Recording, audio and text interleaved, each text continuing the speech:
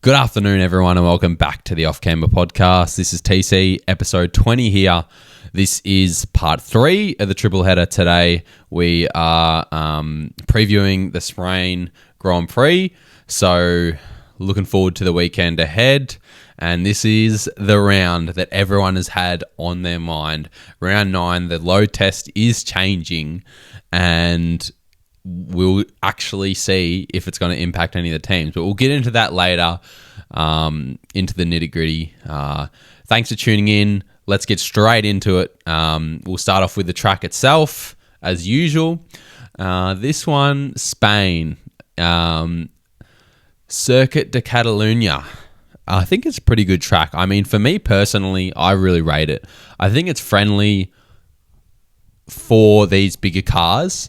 Obviously, complete contrast from last weekend in Monaco. But I really think that these cars benefit from a track like this. And for that reason, I'm giving it an 8 out of 10 because I think it's a banging track that can produce good racing with these cars. And yeah, I think it's something that, you know, this is a track. I mean, obviously it has been used for testing in the past, but I think it deserves to stay on the calendar. But unfortunately, as we all know, we've had the Madrid Grand Prix, the street circuit announced. So that is going to be coming in next year in 26. The Barcelona Grand Prix, which is this one, is contracted for 26 and 27. But I'm assuming after that, it will probably get binned, unfortunately, which will be sad to see. Maybe they go back to it as a testing venue. We don't know.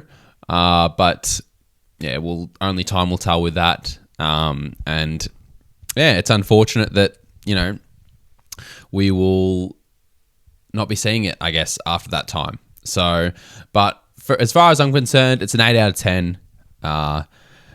Good overtaking spots. We have 2 DRS zones on this track. We got the huge main straight and then the back straight, which was also followed by a hairpin. Remember, they changed the chicane. They took out the chicane, which I think was an awesome change to make to get the cars going faster and be able to follow closely coming onto that main straight, which allows for more overtaking. So last year was one of the best races, actually, I think, for Spain. Verstappen did a great job and got the win.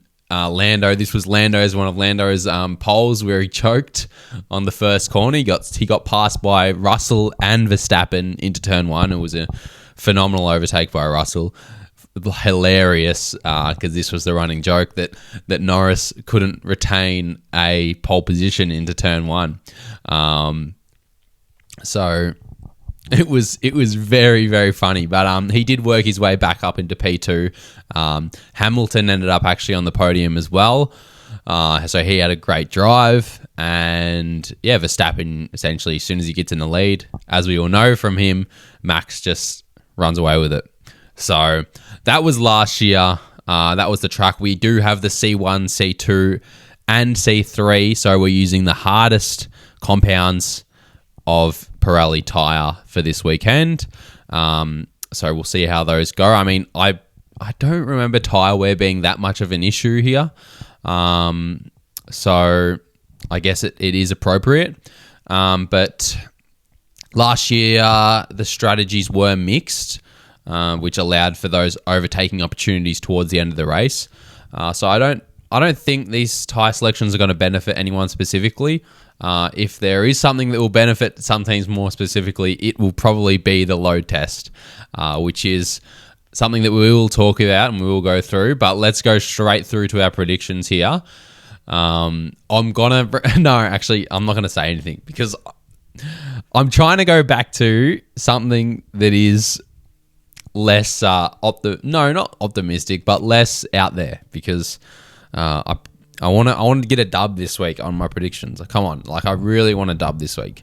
So predictions, we've gone Verstappen for pole, Norris to win. Now the reason I've gone that is I just think that the Red Bull is going to be quick this weekend in the hands of Verstappen, because we have a lot of those medium to high speed flowing corners, flowing sectors. You've got Sector 1 and then that back part of the track in Sector 3, which are going to highly benefit the Red Bull. So for that reason, I think he's going to be a gun over one lap. And in the race, McLaren will have that superior tyre life and be able to run a faster pace in the race, which will allow Verstappen to be overtaken by winner Norris, who will qualify front row, I reckon. Surely front row. Class drive, we've gone for Lewis Hamilton. Ferrari had a cracking weekend last time out in Monaco. So I think that Hamilton is going to reproduce what he did last year, get on the podium in Spain, this time in red overalls. I think he'll, maybe he's built up a little bit of confidence, a little bit of momentum, which he can use this weekend with a faster car, which Ferrari will aim to produce. And yeah, the run wide drive I've gone for is George Russell. George Russell and Mercedes have been, pretty awful in Monaco, and I hope he succeeds, as we all do here, because I think he's a talented driver, but I think Mercedes might be on a little bit of a downward trajectory and will probably not bring a car that's capable of carrying Russell or Kimi to a good result. I hope I'm proven wrong there, but that's just the way I'm predicting it. Although knowing me, it probably will be wrong. They could be the quickest. So we will just have to wait and see on that one. But yeah, as I said, those are the predictions. Verstappen, I'm thinking, will be quick in that Red Bull. I think the McLaren and Red Bull will be the fastest cars. Ferrari and Aston, I've got question marks on. Can Aston finally grab some points with Alonso? Home race for him. Surely they can have something go their way or Alonso's way. Alonso's having, his points don't reflect his driving. I mean, the last two races he's been excellent, and through no fault of his own, he's literally just been nowhere. So expect to see a little bit of gamesmanship from Alonso there, mate. Come on, he's got to get in the points. Get in the points. Make it through to Q3 and just ride at home a P7 or something like that. Like, come on. Alpine and McLaren now, could they potentially be affected by the load test? So the load test, we'll go over quickly. 100 kilos of force is applied to both sides of the front wing and one side of the front wing, right? So it's 100 kilos, and previously, when 100 kilos of force was applied, the wing was allowed to flex 15 mil, right? And then when 100 kilos of force was applied to one side, it was allowed to flex 20 mil, right? So the change for both of those tests is that the load will be the same, but the flex will only be allowed to be 10 and 15 mil respectively. So they're reducing the flex allowance, you could say, by 5 mil. And McLaren, so Alpine originally, when the tests were looked at earlier in the year, Alpine did say that they had to adjust some things. McLaren didn't. And it obviously hasn't affected them now. So we will see. I mean, if there is an effect, McLaren will be the ones who, could be affected by it. And that's the only way that I see that playing out. And this could be that turning point of shit, McLaren could be caught up by the rest of the field, which could have probably not a big impact on their Constructors' Championship, but the Drivers' Championship, which, more than 2-3 drivers are still in with a chance, could severely impact. I mean, let's say they've already got the bloody Constructors wrapped up anyway. So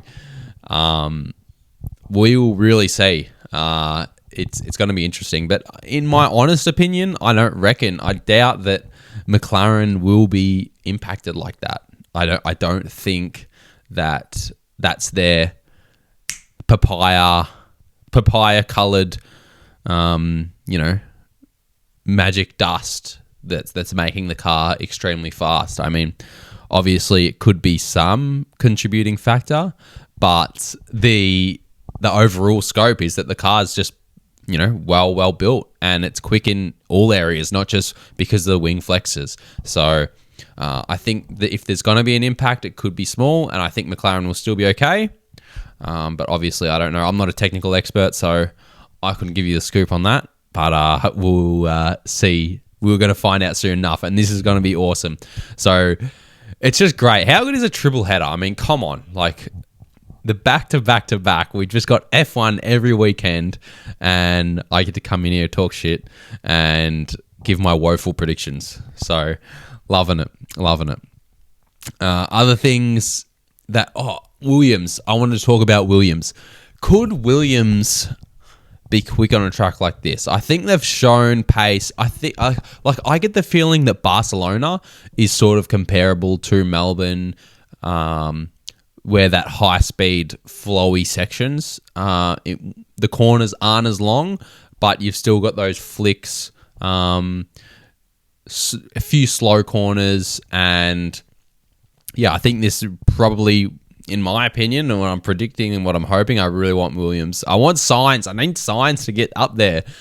I mean, I've been waiting for him to have like a banging result, and could this be it? I mean, also a home race for him. Can Williams bring him a car that he can just drive home? Imagine he podiums. Oh, that'd be lovely. That'd be simply lovely. But we'll find out. That's the other team I wanted to think about.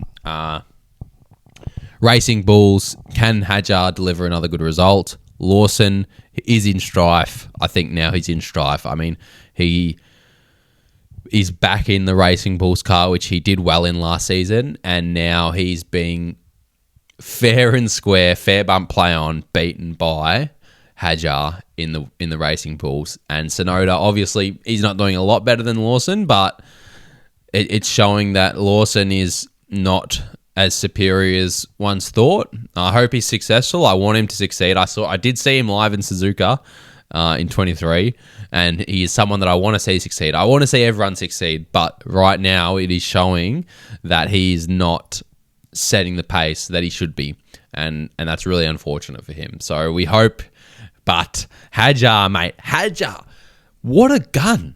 What an absolute gun. What an absolute gun he is turning out to be. He is delivering in that Racing Bulls, and he's doing a phenomenal job. It seems like that car is a really good car to drive, and yeah, he should be really proud of himself because he's doing a phenomenal job. Phenomenal. And I wonder, other rookies, I mean, Bortoletto, I think, has shown great talent. Obviously, the car and the results aren't there because of the car, but I think he's shown excellent racecraft. So I'm happy with him. Otherwise, Franco is the only other question mark for me. I mean, technically not a rookie, but he hasn't shown what I thought. He's sort of been that, driving too hard potentially. So hopefully he can get a good result this weekend because he needs it. All right. Other news that I did see in the reading before I started recording that MBS saying how it's not fair, the president of the FIA saying it's not fair how one driver and team principal are being paid more than the entire FIA. And obviously that's referring to Max and Christian Horner, which is hilarious. But hey, I mean, the FIA isn't dictating the Red Bull's pay. I mean, Red Bull was doing that, so I'm not really sure what the go is there. But they're building the revenue for themselves, so they can distribute it how they like. But yeah, I thought that was really, really interesting. So that's pretty much all I've got for you guys. Super keen this weekend. It's going to be a ripping race, and we're going to really see what happens with the field. So I'm keen. I'm very, very keen, and hopefully Piastri comes back a little bit stronger. Monaco was a pretty shitty weekend for him, and I'm really hoping that he can get back into it and get back to his winning ways. I mean, I would love a win for him, but I think Norris, now that he's got that confidence, as I said in my predictions, he is just going to take it by the scruff of the neck and dominate. So that's all we've got for today, guys. I'll hopefully get it out ASAP after the race.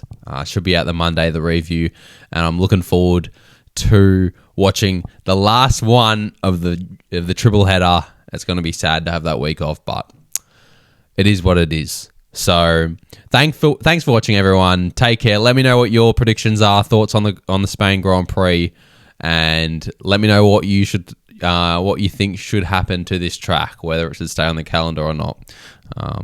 We'll see what happens at the Madrid next year. But thanks for watching, everyone. Have a good weekend. We'll speak Monday.